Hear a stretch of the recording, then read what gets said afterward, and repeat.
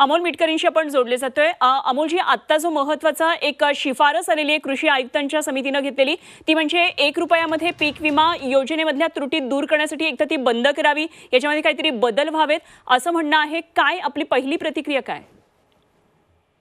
एक लक्षात घ्या की आता शेतकरी हाच कणा मानून या सरकारने इथून पुढे काम करायला सुरुवात केलेली आहे। मागच्या सरकारच्या काळात सुद्धा 1 रुपयामधली पीक विमा योजना ही माननीय कृषी मंत्री तत्कालीन धनंजय मुंडे साहेबांनी अगदी उत्तमरित्या राबवली। त्यात काही त्रुटी असतील, जसं लाडकी बहीण योजनेमध्ये काही फेरबदल केले गेले, तसं जर सरकारला काही वाटत असेल काही त्रुटी आहेत त्याच्यामध्ये, तर ते दुरुस्ती करता आयुक्तांनी प्रस्ताव पाठवला। अर्थातच हा प्रस्ताव कृषी मंत्र्याकडे जाणार आणि कृषी मंत्री अंतिम निर्णय कॅबिनेटमध्ये मुख्यमंत्र्यांना विचारल्याशिवाय घेणार नाहीत। त्यामुळे शेतकरी हिताच्या दृष्टीने जर काही निर्णय होत असतील तर एकदम त्याला वेगळं वळण न देता ते एकदा समजून घेतलं पाहिजे आणि जास्तीत जास्त कृषकांना त्याचा लाभ कसा देता येईल याकरता सरकारचा जर प्रयत्न असेल तर त्यासाठी कृषी मंत्री माणिकराव कोकाटे हे अभ्यासू व्यक्ती आहेत।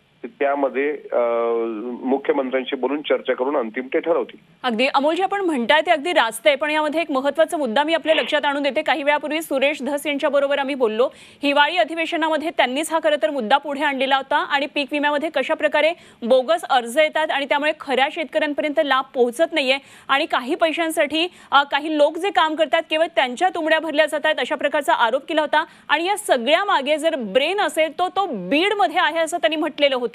काय नेमके ह्या काय म्हणायचे काय त्यांना? सुरेश धस जे बोलले त्याला एक भाग मी मान्य करतो की काही ठिकाणी शेतकऱ्यांच्या फसवणुकी होतात। ते फक्त बीड मध्ये झाले असं नाही, ऑल ओव्हर महाराष्ट्रातही अनेक सर्वाधिक बीड मध्ये झाले। माझ्या अकोल्यात परस्पर पुनर्गठनाच्या 1750 केसेस आहेत। परस्पर पुनर्गठनाच्या शेतकऱ्याला जिल्हा मध्यवर्ती बँक अकोल्यानी शेतकऱ्यांना विश्वासात न घेता 2000 शेतकऱ्यांचं परस्पर पुनर्गठन केलं। म्हणजे एक त्या बीड जिल्ह्याचा हा प्रश्न नाही, हा ऑल ओव्हर महाराष्ट्राचा प्रश्न आहे। तो पीक विम्याच्या संदर्भात असेल, पुनर्गठनाच्या संदर्भात असेल। मात्र जर त्यांच्या बोगस काही गोष्टी लक्षात आल्या, त्यांनी सरकारच्या निदर्शनास आणून दिलेल्या असतील।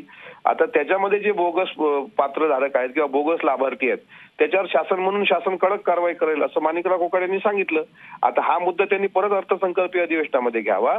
याच्यामध्ये जे फ्रॉड असतील त्यांना सोडल्या जाणार नाहीच, पण काही अंती आता त्यांनी जे म्हटलंय दुसरा पार्ट की बीडचा मास्टरमाइंड, बीडचा आका, तर मला शेतकरी हा विषय त्या बीड जिल्ह्याच्या पार्श्वभूमीवर न्यायचा नाही आहे। माझं एक सांगायचं आहे की जिथे शेतकऱ्यांची फसवणूक झाली, जिथे शेतकऱ्यांची फसवणूक होते याला ताळेबंद करण्याकरता जर आयुक्तांनी नवा प्रस्ताव काही समोर ठेवला असेल तर तो कसा इम्प्लिमेंट होतो, त्या प्रस्तावामध्ये नेमकं काय आहे हे पाहिल्यानंतर शेतकऱ्याला दिलासा देणारा निर्णय हे सरकार घेणार एवढं मात्र नक्की। ठीक, धन्यवाद अमोलजी, आपण बोललात आणि झी 24 तासला ही प्रतिक्रिया दिली त्याबद्दल। अमोल मिटकरी आपल्या बरोबर होते, राष्ट्रवादीचे आमदार।